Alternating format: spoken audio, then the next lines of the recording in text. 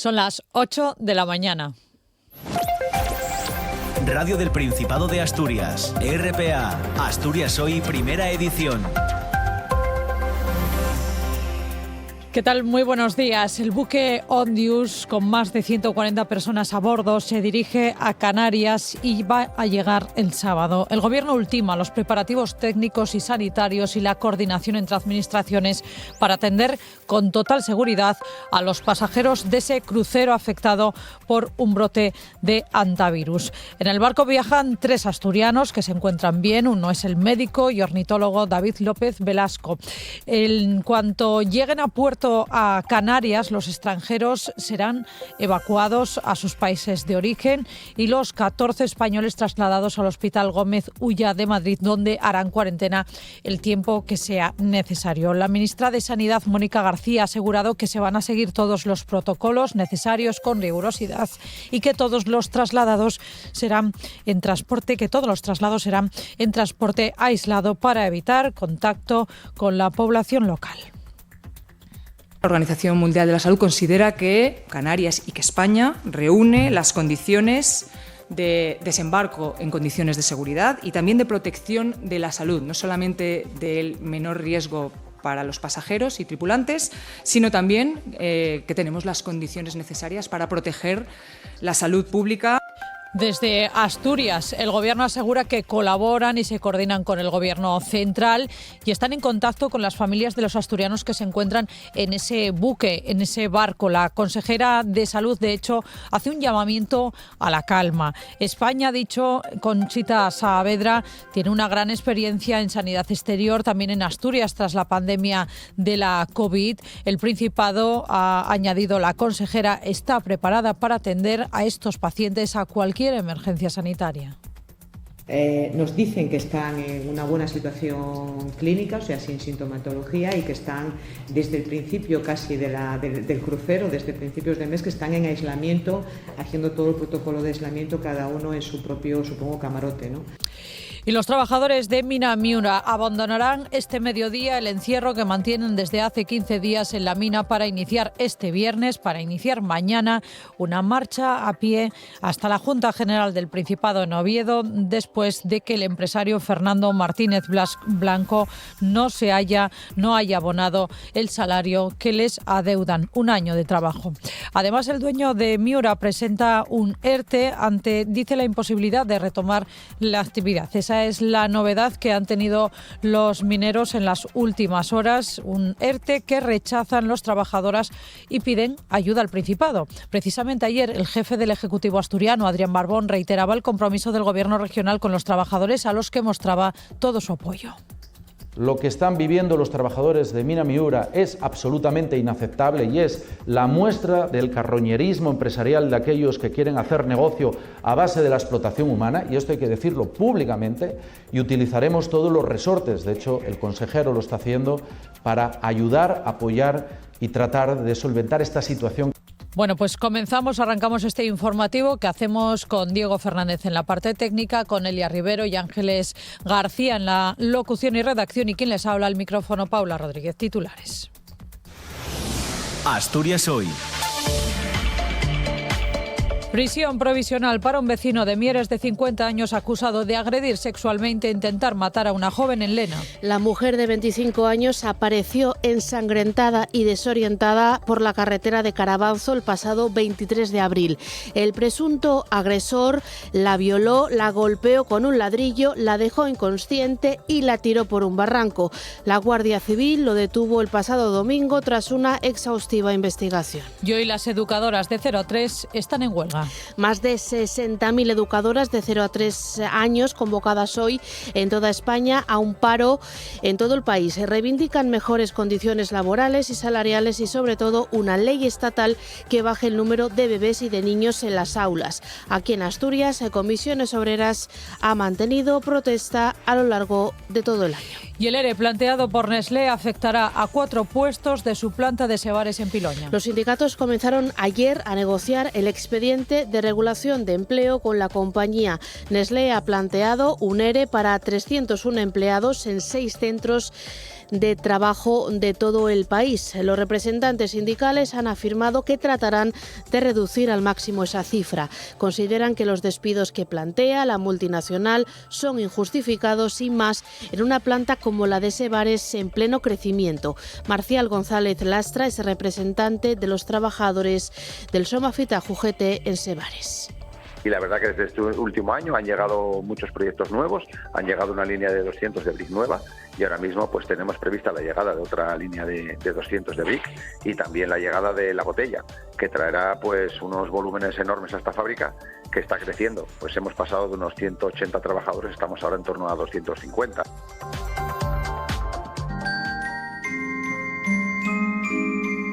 El estudio Ghibli es Premio Princesa de Asturias de Comunicación y Humanidades este año. Sí, este estudio japonés fundado por Hayao Miyazaki ha sido distinguido por el galardón. Con ese galardón, el jurado ha destacado la capacidad del estudio para crear historias llenas de sensibilidad y valores humanistas que han trascendido generaciones y fronteras. Entre sus obras más reconocidas figuran El viaje de Chihiro, Mi vecino Totoro y La princesa Mononoke.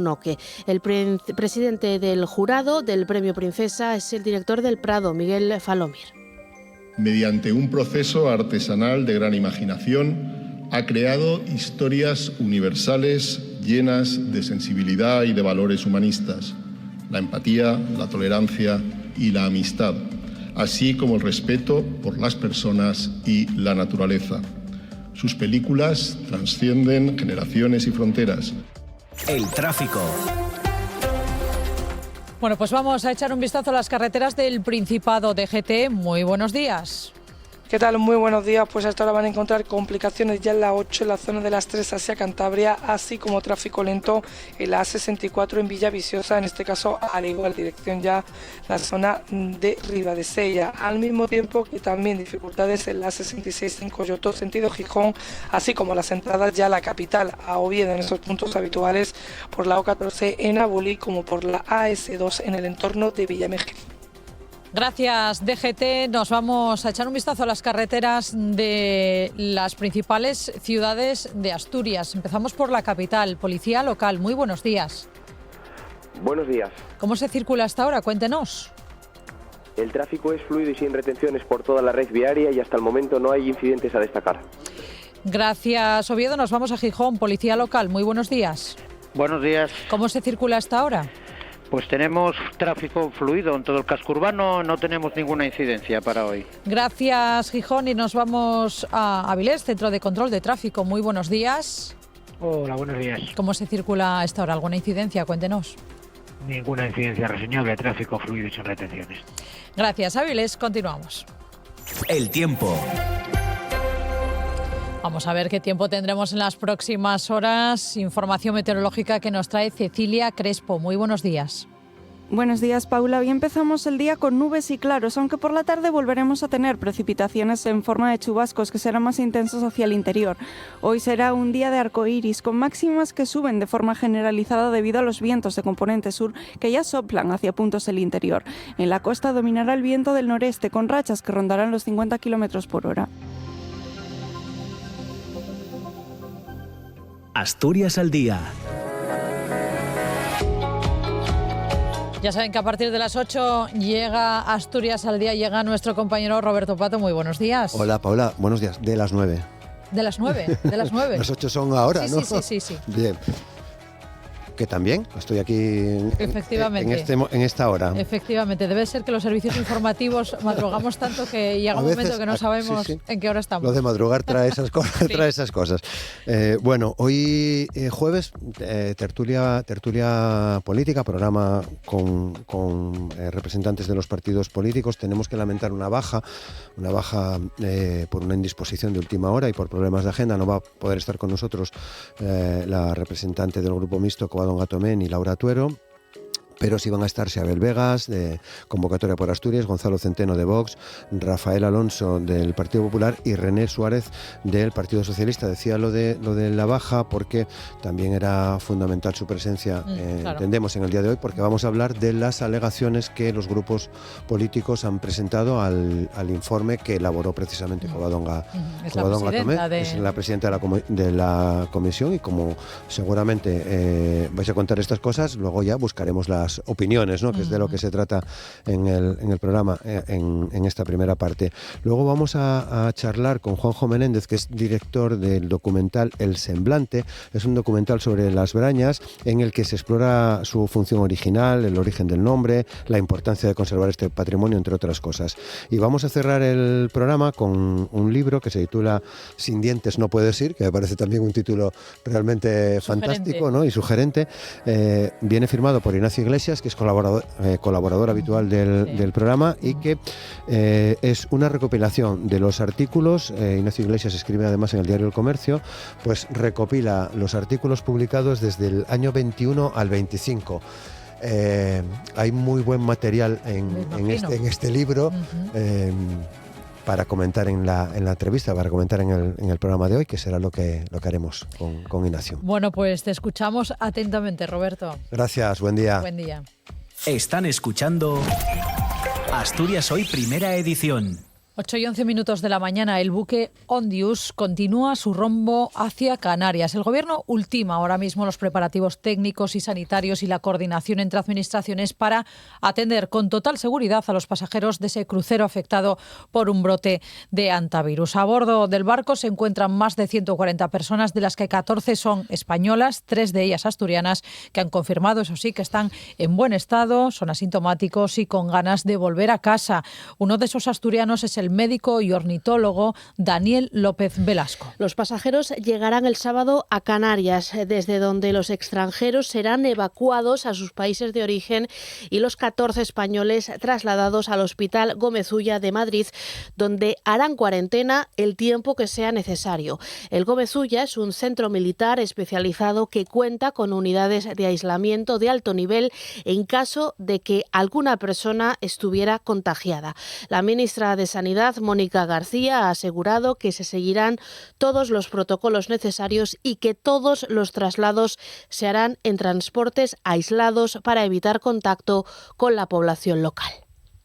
La Organización Mundial de la Salud considera que Canarias y que España reúne las condiciones de desembarco en condiciones de seguridad y también de protección de la salud, no solamente del menor riesgo para los pasajeros y tripulantes, sino también que tenemos las condiciones necesarias para proteger la salud pública. Por su parte, el presidente de Canarias, Fernando Clavijo, ha rechazado que el crucero con esta emergencia sanitaria haga escala en las islas. Pide una reunión urgente con el jefe del Ejecutivo, con Pedro Sánchez, ante una decisión que, a su juicio, no obedece a ningún criterio técnico. Clavijo afea al Ejecutivo Central que se hayan adoptado decisiones sin tener en cuenta la opinión de Canarias. Entendemos que hay un respeto y una lealtad institucional, y en este caso no se puede dar por sentado excluyendo a una comunidad autónoma que probablemente pues tenga algo que decir, ¿no? Y aquellos que ahora mismo están en una situación dramática dentro de ese buque, se merece también que las autoridades intervengan de manera ágil. El Gobierno del Principado se ha puesto a disposición del Ejecutivo Central ante la emergencia sanitaria provocada por este brote de hantavirus detectado a bordo del Ondius. Los 3 asturianos, como decimos, que se encuentran a bordo de ese buque, se encuentran bien y confían en poder regresar lo más pronto posible a Asturias. Uno de esos asturianos, como les estamos contando, es el médico y ornitólogo Daniel López Velasco. La vicepresidenta del Principado, de hecho, Jimena Llamedo, asegura que el Ejecutivo se pone a disposición de las familias y mantiene contacto con estas familias. Nos ponemos a disposición y estamos en contacto con el Gobierno de España, con los 2 ministerios, y trataremos a lo largo del día también de tener más detalle con las familias o con los afectados, pero todo el apoyo y todo lo que necesiten del Gobierno de Asturias saben que estamos a disposición. También desde el Ejecutivo asturiano, la consejera de Salud ha hecho un llamamiento a la calma. España, ha dicho Conchita Saavedra, tiene una gran experiencia en sanidad exterior, también Asturias, tras esa pandemia del año 20 de la COVID. El Principado, ha añadido la consejera, está preparada para atender a los pacientes. Nos dicen que están en una buena situación clínica, o sea, sin sintomatología, y que están desde el principio casi del crucero, desde principios de mes, que están en aislamiento, haciendo todo el protocolo de aislamiento, cada uno en su propio, supongo, camarote, ¿no? Por el momento, 4 personas han tenido que ser evacuadas del buque debido a la gravedad de su estado de salud. En RPA, Rafael Castro, el que fuera director del Hospital Temporal COVID H144 y profesor del área de medicina de la Universidad de Oviedo, ha explicado que los sanitarios trabajan con protocolos para contener posibles contagios. Asegura que en España se activan todos los protocolos de aislamiento todos los días, dice. Hay un manejo clínico y luego este tipo de pacientes pues precisan un manejo muy estricto en relación al aislamiento. Puede ser aislamiento de contacto, sobre todo en este caso, pero también aislamiento respiratorio en función de que tengan afectación pulmonar.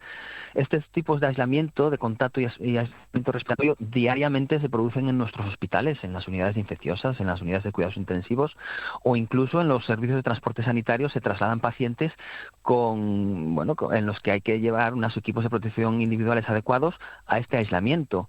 Y forma parte del trabajo diario del sistema de salud. El hantavirus es una enfermedad de declaración obligatoria. Hay que notificarla de inmediato a la Organización Mundial de la Salud, a la OMS, para que ponga en marcha mecanismos de intervención y vigilancia. De hecho, aquí en RPA, el epidemiólogo Pedro Arcos explica que en cuanto llegue el barco, lo primero que hay que averiguar es si hay roedores que hayan podido transmitir el hantavirus y ya que dice es un reservorio natural para estos ratones. Se enmarca dentro de la obligación que tienen los Estados de colaborar entre sí y de colaborar con la OMS en temas de salud pública internacional, ¿no? Nosotros no somos Estados Unidos, que nos hemos salido de la OMS, es decir, seguimos siendo un país que colabora activamente con la OMS. Por tanto, esa decisión de facilitar la gestión de este brote, digamos, prestando la asistencia sanitaria que sea necesaria o las facilidades del laboratorio que sean necesarias, pues es correcta, es completamente acertada. Y segunda reunión del comité de huelga con la gerencia del SESPA para tratar de desbloquear el conflicto que mantienen desde hace meses. Un encuentro que ha terminado sin acercamiento entre las partes. El sindicato médico del SESPA ha decidido convocar una huelga, la segunda de carácter autonómico que organizan este año. Dicen que la situación es insostenible y que no hacen más que marear la perdiz. Reclaman jornadas de trabajo más razonables en las que no tengan que realizar guardias de 24 horas consecutivas ni hasta 70 horas semanales. Eso implicaría una reorganización de la actividad asistencial y otro régimen de descansos. Una reivindicación que desde el punto de vista de ese sindicato, del SIMES, podría ponerse en práctica de inmediato. Dicen que la gerencia del SESPA fue a la reunión de ayer con promesas vacías. Creen que pretenden alargar el conflicto para que pierda fuerza. Ante la ausencia de avances en la negociación, como les decimos, seguirán convocando una semana de huelga en mayo, coincidiendo con la convocatoria estatal. Rubén Díaz es portavoz de la plataforma. Y les hemos instado a replantearse su postura para aplicar medidas concretas a corto o medio plazo que sí que son posibles aquí en Asturias y a darnos una respuesta concreta al respecto en los próximos días. En caso de ausencia de respuesta tras este intercambio, nos plantearemos aumentar la convocatoria de huelga a 2 semanas seguidas en mayo aquí, a nivel autonómico, es decir, añadir una semana más a la convocatoria estatal. Incluso los propios compañeros, ya hartos de la ausencia de avances reales, se plantean adoptar otro tipo de medidas para reivindicar nuestros derechos y la mejora de nuestras condiciones. RPA, Asturias Hoy, primera edición. Se lo contábamos en la apertura de este informativo. Los trabajadores de Mina Miura van a abandonar este mediodía el encierro que mantienen desde hace ya 15 días en el interior de la mina para iniciar mañana viernes una marcha a pie hasta la Junta General del Principado en Oviedo, después de que el empresario Fernando Martínez Blanco no haya abonado el año de salarios que les adeuda. Además, el dueño de Mina Miura presenta un ERTE ante, dice, la imposibilidad de retomar la actividad. Sí, los 4 trabajadores, que son José María Pérez, Héctor Pérez, Santiago González y Héctor López, dejarán, como decimos, hoy el encierro y mañana se pondrán en marcha desde Ibias hasta Oviedo, a pie, para reclamar al Gobierno de Asturias que se implique en el conflicto laboral que afecta a la plantilla. Precisamente ayer, el Ejecutivo asturiano, por boca del presidente Adrián Barbón, reiteraba el compromiso del Gobierno con los trabajadores, a los que ha mostrado su apoyo. Yo también me sumo a las reivindicaciones, como no puede ser de otra manera. Nosotros no podemos callar frente a una injusticia. Lo que están viviendo los trabajadores de Mina Miura es absolutamente inaceptable y es la muestra del carroñerismo empresarial de aquellos que quieren hacer negocio a base de la explotación humana, y esto hay que decirlo públicamente, y utilizaremos todos los resortes, de hecho el consejero lo está haciendo, para ayudar, apoyar y tratar de solventar esta situación que parece mentira, estamos en pleno siglo XXI. Los empleados que marcharán hasta Oviedo bajo el lema Mina Miura en lucha por nuestro empleo y el futuro del suroccidente arrancarán, como decimos, mañana a las 9 de la mañana desde la campa de Tormaleo. Tras atravesar los principales puntos del suroccidente, está previsto que lleguen a Oviedo, a la capital, el próximo miércoles, donde entregarán un manifiesto en la Junta General. Los empleados se encuentran en un limbo legal. Recordamos que ni perciben sus nóminas ni han sido despedidos, por lo que no pueden acceder al subsidio por desempleo. Sus reivindicaciones las relata José María Pérez, que es uno de los mineros encerrados. Nos encontramos fuertes de ánimo y bueno, aunque la salud empieza a resentirse, no perdemos la esperanza en poder encontrar una solución a esto. A día de hoy no hemos recibido más contactos de la empresa Big TNZ ni de Fernando Martínez Blanco, que parece que no están interesados en poner fin a esta situación de impagos y volver a arrancar la empresa. Lo que le pedimos básicamente a todas las fuerzas políticas y al Principado es que busquen una solución y se encarguen de que esta empresa continúe y sea viable. Por su parte, el dueño de Carbones La Vega, Fernando Martínez Blanco, ha respondido al encierro de los trabajadores anunciando la aplicación inmediata de un ERTE, de un expediente de regulación temporal de empleo para toda la plantilla, y responsabilizando directamente a los mineros movilizados del retraso en la reapertura de la explotación. Una decisión comunicada mediante un escrito interno remitido hace 2 días, el 5 de mayo, a los trabajadores de la mina. Y respecto a la mina de Zarreu, el juzgado de Cangas del Narcea mantiene y ratifica la causa abierta contra el empresario Chus Mirantes por el accidente mortal ocurrido en la explotación en el año 2022. Mirantes había pedido la nulidad al considerar que había indefensión y contaminación procesal por el siniestro del año pasado, algo que la jueza afirma que no ha tenido lugar.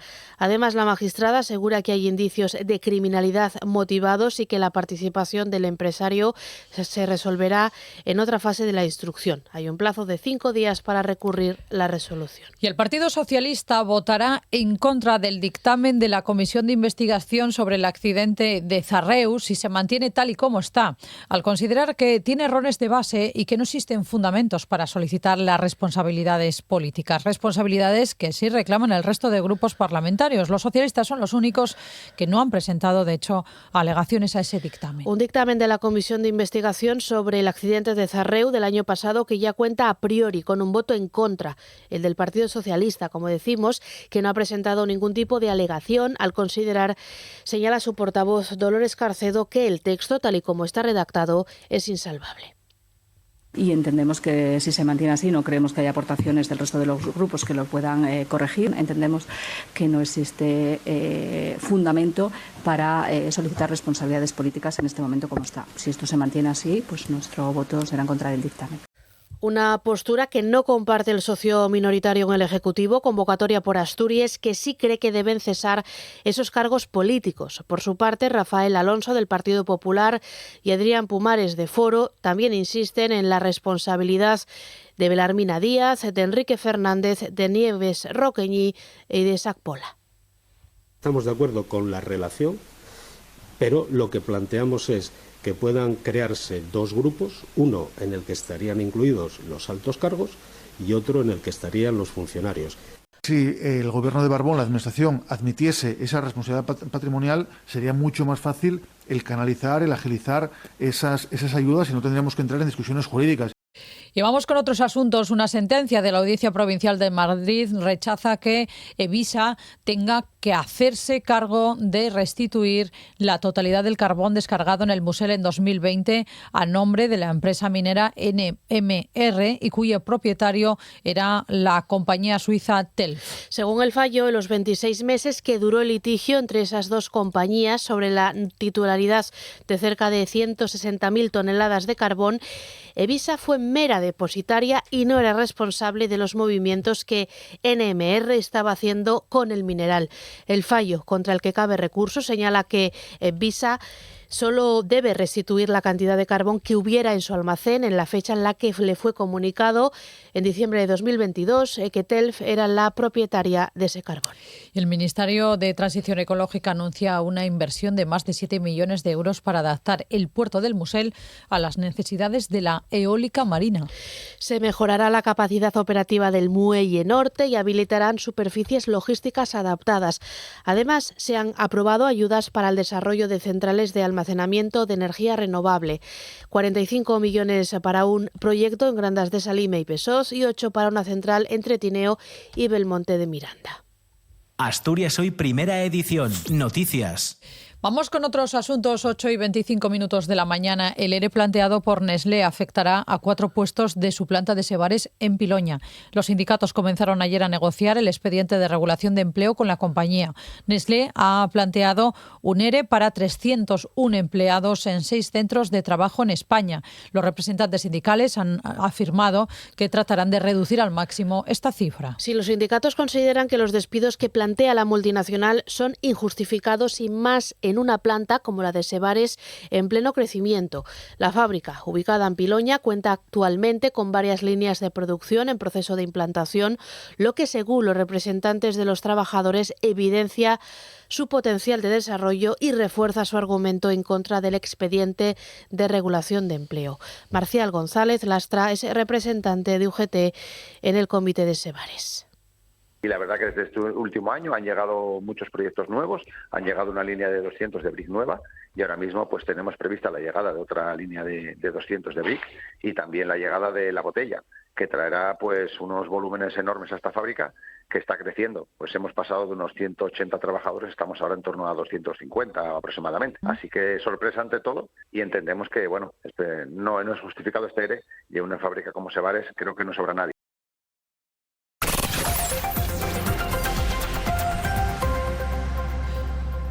Vamos con más asuntos. Prisión provisional para un vecino de Mieres de 50 años acusado de agredir sexualmente e intentar matar a una joven en Lena.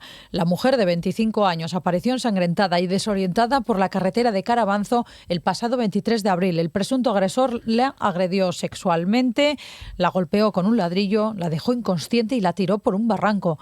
La Guardia Civil lo detuvo el pasado domingo tras una exhaustiva investigación. Los hechos ocurrieron el pasado 23 de abril. La joven de 25 años apareció esa madrugada ensangrentada, desorientada y en shock por la carretera a la altura de Castiello, en la zona rural de Lena. Tras los avisos recibidos, la Guardia Civil la localizaba en la estación de servicio de Villallana y la trasladó al Hospital Álvarez Builla de Mieres para recibir atención médica. En la denuncia, la víctima relataba que perdió en Zamora el autobús que la llevaba a Madrid. Para lograr coger un vuelo a Suiza, continuó en la furgoneta de reparto del presunto agresor, que se comprometió a llevarla primero a León y después a Madrid por 150 euros, pago previo. El hombre, entre engaños, cambió a un vehículo particular, se desvió de la autopista a carreteras secundarias y apartadas. En ese momento la agredió sexualmente, la golpeó reiteradamente y le dio incluso con un ladrillo en la cabeza. Ya inconsciente, después de violarla, la tiró por un barranco. La Guardia Civil confirmó el relato de la víctima, recuperó el móvil de la joven en un contenedor de Ujo. El rastreo del GPS del teléfono permitió localizar el punto de la agresión, donde aparecieron fibras de la camiseta del supuesto agresor y el recorrido previo. El visionado de cámaras confirmó también su vehículo e identidad. Recuerden que Asturias tiene un centro de crisis para víctimas de agresión sexual con un teléfono habilitado para esa atención a las víctimas, tanto por llamadas como por mensajes de texto y WhatsApp. El número es el 677-985-985, 677-985-985. Y vamos con más asuntos. El Tribunal Supremo ha dejado visto para sentencia el juicio del exministro de Transportes José Luis Ábalos, ex asesor Koldo García y el comisionista Víctor de Aldama por presunta corrupción en contratos de mascarillas tras 14 jornadas, una de ellas maratonianas, y la última palabra de los dos primeros acusados. Si Aldama renunció a su turno de última palabra, no así Ábalos y Koldo, que reivindicaron su inocencia cargando contra la credibilidad del comisionista, a quien acusan directamente de mentir. Koldo García ha admitido que él mismo recibió una oferta del abogado del PP para colaborar mintiendo y engañando a todos los españoles. Y José Luis Ábalos, el exministro, por su parte, admitió sentir que está siendo juzgado más bien como persona que por los hechos. Y en las conclusiones finales de ese juicio, la Fiscalía considera que los tres acusados han practicado una corrupción organizada, continuada, que está carcomiendo, ha dicho, el sistema democrático. El abogado de Aldama pidió al tribunal que tenga en cuenta la colaboración del comisionista, y las defensas de Ábalos y García se centraron en desmontar las afirmaciones de Aldama y la UCO y pedir la inmediata libertad de ambos, que llevan encarcelados ya desde noviembre. El fiscal mantiene 24 años de cárcel para el exministro, 19 años y medio para Koldo García y 7 para Aldama, aunque considera que su pena podría ser menor por la confesión. Entre sus conclusiones, Alejandro Luzón ha considerado probado que el exministro José Luis Ábalos intervino para que su expareja y la exmiss Asturias, Claudia Montes, fueran contratadas en empresas públicas.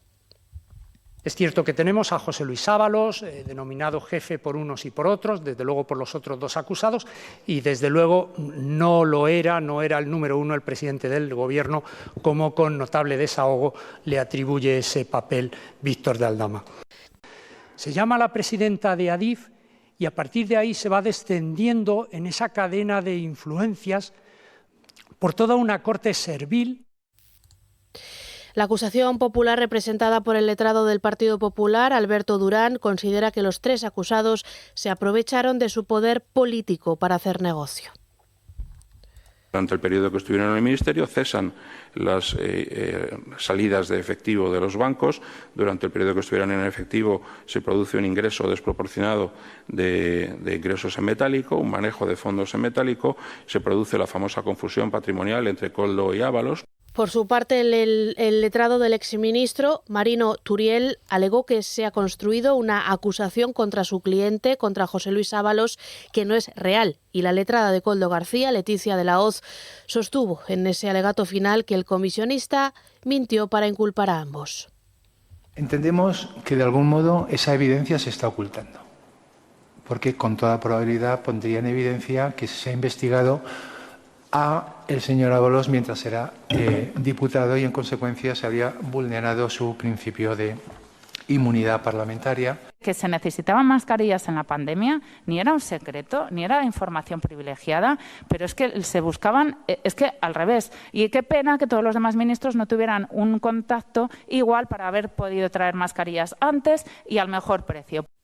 José Antonio Choclán, abogado de Víctor de Aldama, ha reconocido que la colaboración de su cliente tiene que ser premiada.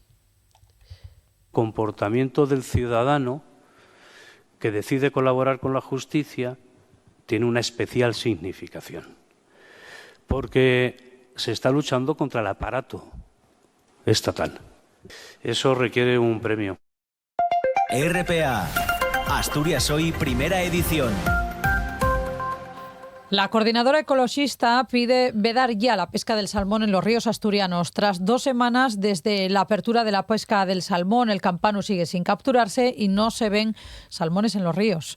Piden que la Consejería de Medio Rural aplique esa veda y que sea una realidad en esta misma campaña ya. Sí, van más allá. Piden incluir al salmón ya en el ESPRE, en el listado de especies de especial protección, ya que su situación es crítica. La coordinadora ecologista de Asturias Asturias solicita establecer la prohibición total de pescar salmones en Asturias hasta que se pueda recuperar su población. Escuchamos a uno de los portavoces de ese colectivo, a Iván Vázquez. Solicitamos la veda inmediata de la pesca del salmón en la totalidad de los ríos de Asturias. La aceptación de la posible propuesta del Ministerio de Transición Ecológica de su inclusión en el catálogo de especies protegidas con la categoría de en peligro de extinción, que es la realidad que tenemos ahora mismo en nuestros ríos.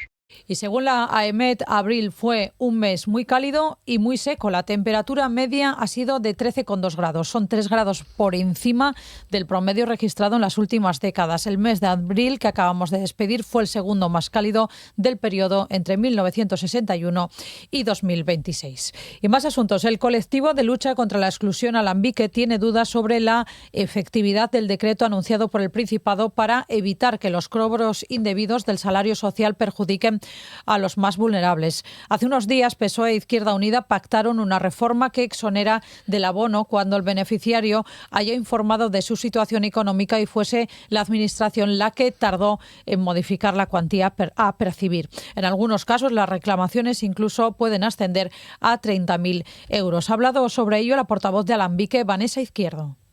Creemos que es fundamental que esto se apruebe en los plazos cortos que han dicho, ¿no? Que sea un trámite de lectura rápida, un trámite de urgencia, ¿no? Que favorezca que cuanto antes se puedan iniciar los procesos de revisión y parálisis de las deudas, pues mejor, ¿no? Que la gente tenga la garantía de que esto va a ser en un corto periodo de tiempo. RPA, Asturias Hoy, primera edición. La Asociación Española contra el Cáncer en Asturias celebra este jueves su cuestación anual, una cita solidaria clave para visibilizar la lucha contra el cáncer. A partir de las 11 de la mañana estarán en Oviedo, en la Plaza de la Escandalera, y en Gijón, en el Paseo de Begoña. Tiene todos los datos Ángeles García. Es una jornada anual de movilización social y recaudación de fondos en la que los voluntarios salen a la calle para pedir apoyo económico, destinando los fondos a investigar el cáncer para mejorar la supervivencia, con ese objetivo de lograr en el año 2030 el 70%. También para financiar servicios gratuitos de apoyo a pacientes y familiares. Esa es la intención que expresa el gerente de la asociación en Asturias, Antonio Flecha. Es cierto que el objetivo de la cita es recaudar fondos contra el cáncer, pero también es pegarnos al terreno, es decir, salir fuera, que la sociedad nos vea. Es tan importante todo lo que podemos recaudar como todo lo que podamos transmitir a la sociedad que hacemos por los pacientes de cáncer y sus familias, ¿vale? La sociedad tiene que saber que todos nuestros servicios para los pacientes y para las familias son gratuitos. Un detalle, la solidaridad en Asturias contra el cáncer no es cuestionable. En Asturias, este año yo calculo que podremos terminar con cerca de 20.000 socios en Asturias. Eso quiere decir que en torno al 2% de la población asturiana colabora de forma continuada, no solo en días señalados, con la Asociación Española contra el Cáncer. Y tenemos uno de los ratios más altos de España en lo que se refiere a número de socios respecto a la población de la comunidad. Para hoy la propuesta es parar unos segundos frente a una mesa, escuchar al voluntario y hacer una aportación. Pequeños gestos ponen en marcha un movimiento social y colectivo contra el cáncer. El estudio de cine de animación japonés Ghibli es el premio Princesa de Asturias de Comunicación y Humanidades de este año. Se ha impuesto entre 48 candidaturas de 20 países. La productora nipona ha sido distinguida también con la Palma de Oro de Honor del Festival de Cannes, concedida por primera vez a un colectivo en la historia del certamen francés. En este reportaje, Luis Tazón nos cuenta más sobre el estudio Ghibli, la productora de animación más famosa del mundo.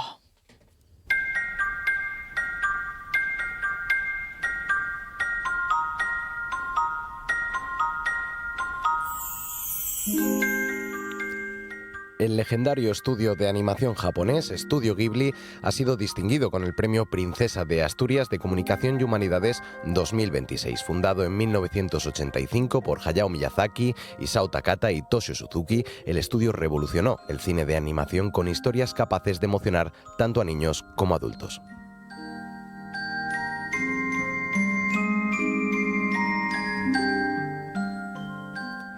Desde Japón, Ghibli construyó un universo propio marcado por la fantasía, la naturaleza y también personajes inolvidables. Uno de sus primeros grandes éxitos fue Mi vecino Totoro, estrenada en 1988 y convertida con el paso del tiempo en una de las películas de culto de la historia de la animación.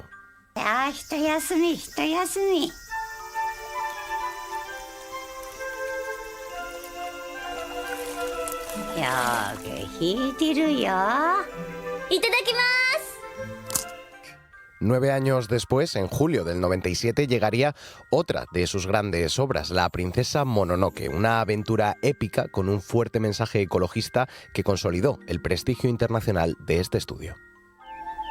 Si has despertado es gracias a Yakul, que no se ha apartado de ti en todo este tiempo.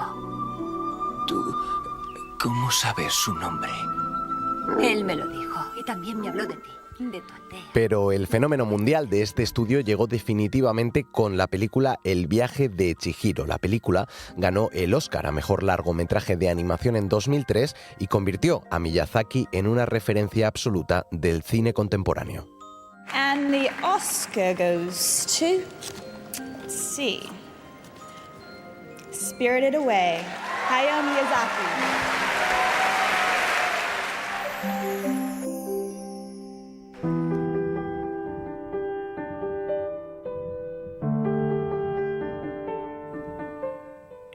Décadas después, el estudio continúa siendo uno de los grandes símbolos de la animación artesanal y del cine hecho a mano. Su trabajo más reciente, El chico y la garza, volvió a situar a Estudio Ghibli en lo más alto al conquistar un nuevo Oscar en el año 2024. Con películas convertidas ya en clásicos universales, Estudio Ghibli ha marcado a generaciones enteras y se ha consolidado como uno de los estudios de animación más influyentes de la historia del cine. Historias que desde hace 4 décadas siguen demostrando que la animación también puede competir con el cine tradicional.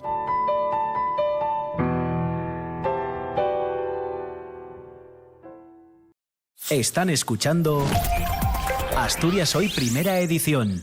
Hoy la educación infantil, la de 0 a 3 años, está en huelga. Más de 60.000 educadoras de más de 11.000 escuelas infantiles, públicas y privadas, están convocadas este jueves a un paro general en toda España para reivindicar mejores condiciones laborales y salariales y sobre todo una ley estatal que baje el número de bebés y niños en las aulas.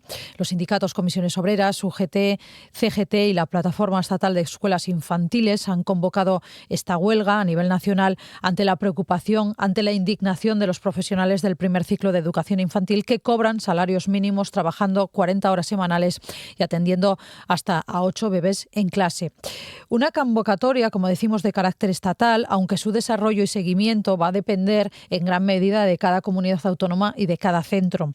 En Asturias, además, Comisiones Obreras, hay que recordar, mantiene a lo largo de todo el curso, ha mantenido a lo largo de todo el curso protestas, huelgas para reclamar mejoras y una buena integración en la red autonómica. Reclama la clasificación al grupo B, mejoras salariales, lo que se denomina la pareja educativa y una correcta reclasificación, algo muy importante. De hecho, el sindicato también tiene convocados paros para los próximos días 20 y 21 de mayo. Y para hablar de todo esto, para hablar de las reivindicaciones del sector, tenemos con nosotros a una representante de esas trabajadoras de 0 a 3 años, representante de Comisiones Obreras, Carmen Riesgo Suárez, que ya le damos la bienvenida. Muy buenos días. Hola, buenos días. Reclaman una mejora de las condiciones laborales en este ámbito educativo. Cuéntenos, que yo he intentado hacer una pequeña síntesis, pero cuéntenos qué reivindicaciones concretas plantean con esta huelga. Bueno, pues concretas aquí en Asturias, o sea, hoy nos unimos a la huelga estatal, pero desde Asturias, pues bueno, llevamos nuestras reivindicaciones concretas con la integración y sobre todo que es una equiparación salarial de todas las trabajadoras que estamos en esta red, que el mismo trabajo pues tenga que tener el mismo salario. Hay unas diferencias salariales abismales entre nosotras, que creemos que si vamos a estar trabajando bajo un mismo paraguas, pues debemos tener todas el mismo salario. Eso es fundamental. fundamental. Reclamamos también una organización de nuestro trabajo. Tenemos un montón de tareas fuera del aula que tienen que organizarse y estar recogidas y no supeditadas a todo. Por otro, también necesitamos una pareja educativa real y para ello pues necesitamos también un calendario digno que se aproxime a las demás etapas educativas. Necesitamos un apoyo para los niños y las niñas que tienen necesidades educativas especiales.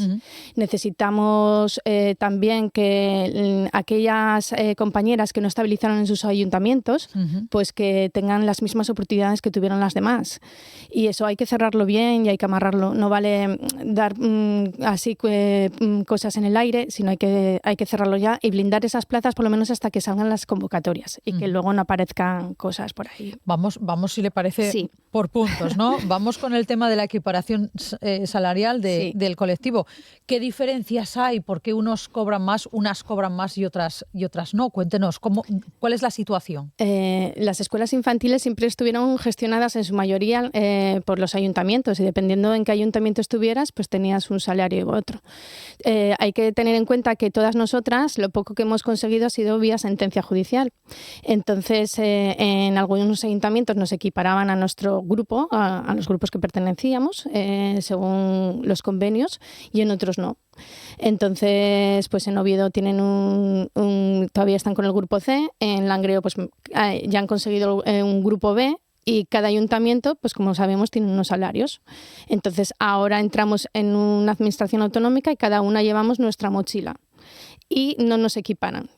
Entonces, puede haber educadoras que tienen el salario mínimo de 1.200, no llega a 1.300 y otras pueden tener el salario de 1.700 euros.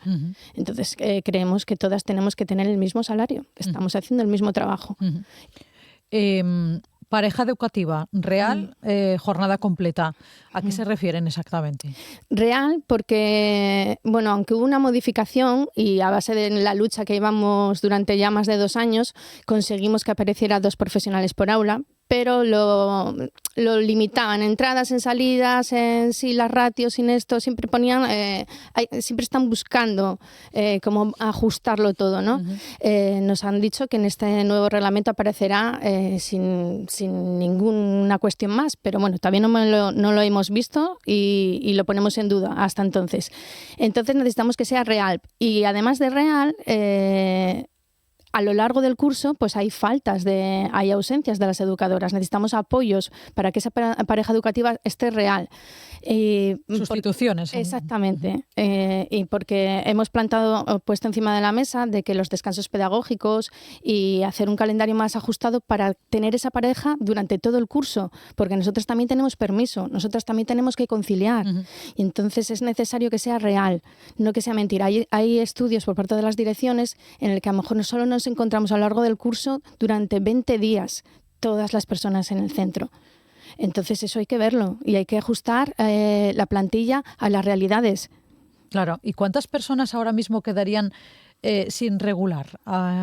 ¿Cuántas personas están en ese limbo en la administración en las que, bueno, todavía, digamos, no pertenecen a esa red de 0 a 3 y deberían estar o quieren formar parte de esa red de 0 a 3 autonómica? Bueno, la integración se está haciendo por fases. Ahora en el 1 de junio se integrarán otros 20 municipios, más o menos.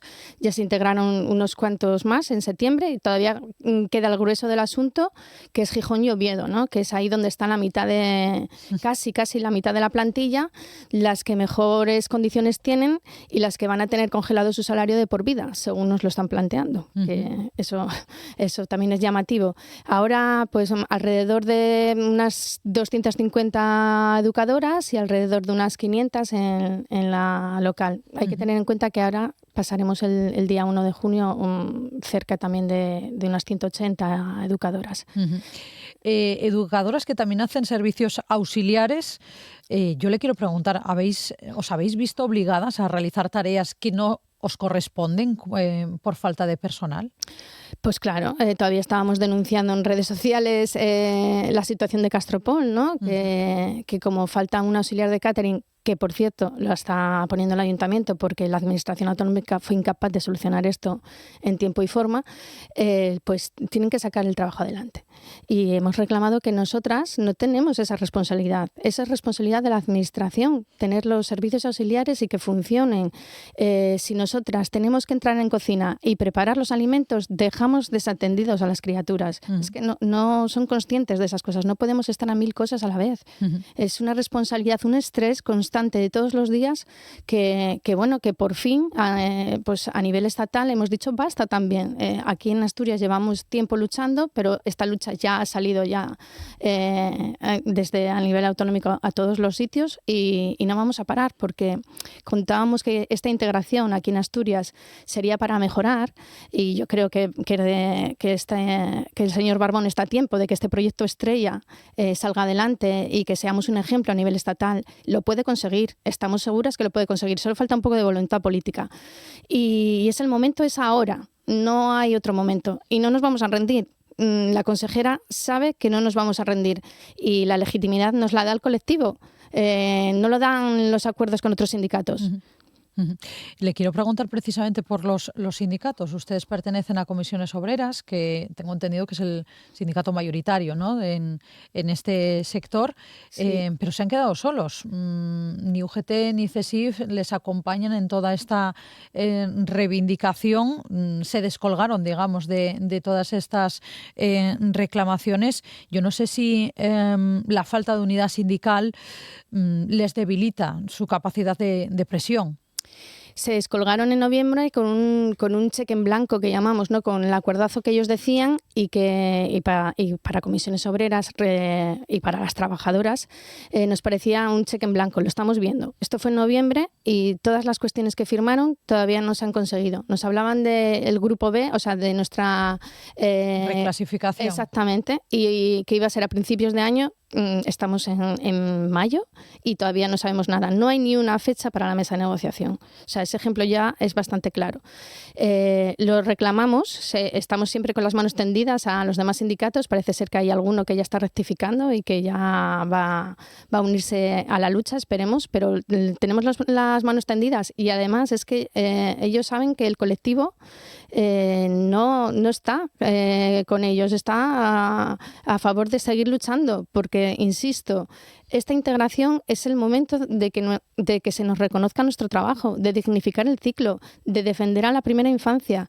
No puede ser que estemos otros 15 años esperando a que mejoren nuestras condiciones. Basta. ¿Ustedes hablan con los demás sindicatos? ¿Quién está repensándose su postura? Nosotros intentamos hablar con los demás sindicatos y cuando vamos a las mesas de diálogo, pues les decimos que hay que seguir luchando y que hay que intentar, o sea, intentar no es intentarlo, es que es el reconocimiento de nuestra primera etapa. Pero ellos lo que están vendiendo es que está todo conseguido y el colectivo no lo ve así. Entonces, esperemos que de una vez abran los ojos y se pongan del lado de las trabajadoras, que es donde tienen que estar los sindicatos, detrás de las trabajadoras. ¿Qué les dicen los padres a todo esto? Las familias están con nosotras. Las familias, creo que hay que explicarles bien las cuestiones y no disfrazar como intenta hacer la consejería de que tiene la presión detrás de las familias. Las familias tienen que saber que lo que estamos poniendo encima de la mesa es para mejorar el primer ciclo.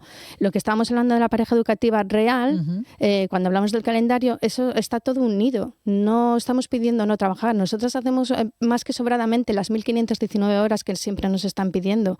Esto es una falta de organización desde un principio, porque si hubiéramos entrado en enseñanza y si hubieran mirado nuestras características como un centro educativo que somos, porque nosotros no somos un personal que está detrás de un ordenador. Nosotros estamos trabajando con niñas y con niños. Y si faltamos alguna de nosotras, no es un papel que puedas decir lo hago mañana. No. Y estas características de las escuelas no las han tenido en cuenta. De hecho, las familias están saliendo en prensa viendo cómo pierden la educadora a mitad de curso por los traslados que se dan en la administración en el mes de mayo, pues aquí se van a dar también a las educadoras. Van a tener que los niños y las niñas perder su persona de referencia y volver al periodo de adaptación. Estamos viendo que con las nuevas matriculaciones se están poniendo siempre impedimentos a las familias para poder ajustar toda la plantilla sin poder modificar horarios y mirando bien todas estas cuestiones. Esto es una falsa ayuda a la conciliación. Bueno, aparte que creemos que la conciliación no puede recaer al 100% en el sistema educativo. Hay que buscar otro tipo de políticas para favorecer a las familias. Estamos viendo que estamos trabajando con los primeros años y es súper importante el vínculo. Hay que intentar que las familias pasen más tiempo con los niños y las niñas. ¿Cómo puede ser posible que esta franja de edad sean los que más horas pasen en los centros educativos? Los que menos vacaciones tienen. Yo creo que hay que darle una vuelta a todo esto. Bueno, pues aquí lo dejamos con ese mensaje reivindicativo de Carmen Riesgo Suárez, portavoz de las trabajadoras de las escuelas de 0 a 3 de Comisiones Obreras, recordando además que esta tarde hay manifestación. Manifestación a las 6, va a ser multitudinaria, es estatal, vamos a darlo todo y ahí estaremos. Ahí salimos de la estación de Renfe de Oviedo a las 6 de la tarde y hoy por la mañana vamos a estar repartiendo folletos y explicando a la sociedad, a las familias, desde Gijón y desde Oviedo y recogiendo firmas para que nos ayuden y que nos apoyen porque esto tiene que solucionarse de una vez. Carmen Riesgo, que vaya todo muy bien. Muchísimas gracias por estar estos minutos con nosotros en RPA contándonos toda esta reivindicación laboral que tienen las trabajadoras de 0 a 3. Muchísimas gracias y buen día. Muchas gracias. En Asturias Hoy, primera edición, Deportes. Y los deportes que nos trae, la información deportiva que nos trae Diego Domínguez. Muy buenas.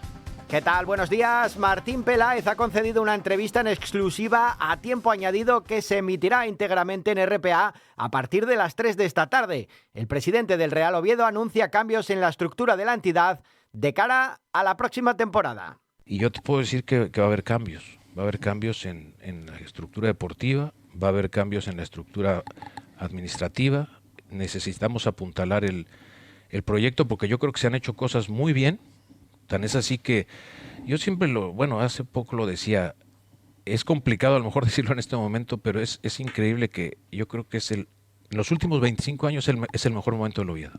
Por otro lado, la plantilla del Real Oviedo ya comenzó a preparar el partido del domingo a las 6:30 de la tarde ante el Getafe en el Carlos Tartiere, donde el equipo azul está obligado a ganar para continuar con opciones matemáticas de permanencia. Dendoncker apunta a ser la única baja de Guillermo Almada. En el Sporting, el equipo gijonés tendrá hoy una nueva sesión de trabajo en la Escuela de Fútbol de Mareo. Juan Otero podría ser la novedad en el Sporting este sábado a partir de las 9 en el partido de la Rosaleda frente al Málaga. El colombiano trabaja ya al mismo ritmo que sus compañeros, al contrario que Brian Oliván, que parece que no va a llegar a tiempo. En tierras malacitanas, los gijoneses se juegan poco más que su prestigio, mientras que los andaluces buscarán un triunfo con el que mantener sus opciones de disputar el playoff. En fútbol femenino, tras la salida de María Suárez y de Marcos Suárez, el Real Oviedo apuesta por Ángel González y Gébora Durán como nuevos responsables de la nueva estructura de la sección femenina. Ángel González regresa a la entidad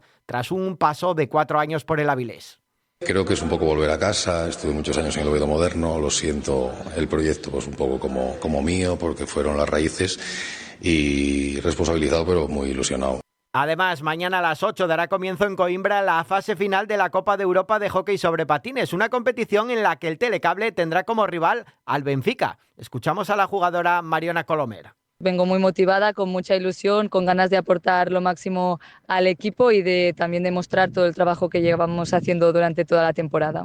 También mañana viernes juega la Limerca Oviedo Baloncesto. En su caso, el último partido de la liga regular antes del playoff será a partir de las 9 de la noche y a domicilio frente a Ourense. Robert Cosials, ala pivot del equipo Carballón.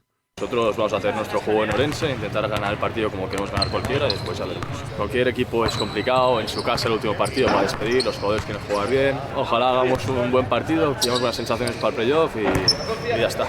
Toda la plantilla está a disposición de Javi Rodríguez.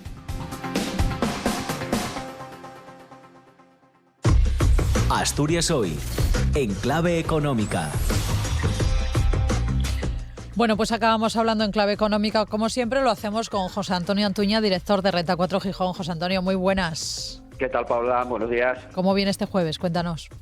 Bueno, pues ayer hay que destacar que tuvimos una sesión muy positiva. Hoy los futuros vienen marcando también algo de subida, pero subidas ya más ligeras, en torno al 0,20% vienen marcando los futuros en Europa, también en Estados Unidos. Las subidas de ayer, pues eso, ante esa posibilidad de un acuerdo, digamos, un poco de mínimos para poner fin a la guerra, eso hizo que el barril de Brent pues cayera con fuerza, se volvió a poner en la zona de más o menos los $100 por barril, en algún momento incluso de la sesión de ayer los llegó a perder, y eso pues animó a todas las bolsas, tanto en Europa, en Estados Unidos, como las bolsas asiáticas esta madrugada, que subían con fuerza. Por ejemplo, el Nikkei más de un 6%. Es cierto que bueno, que tendremos que ver un poco qué respuesta va habiendo en el día de hoy, en los próximos días, en cuanto a ese memorando de entendimiento, pero bueno, sí que parece que se puede estar viendo un poquito el fin de la guerra, que hace unos pocos días pues teníamos bastantes más dudas, y parece que se empieza a ver un poquito el horizonte.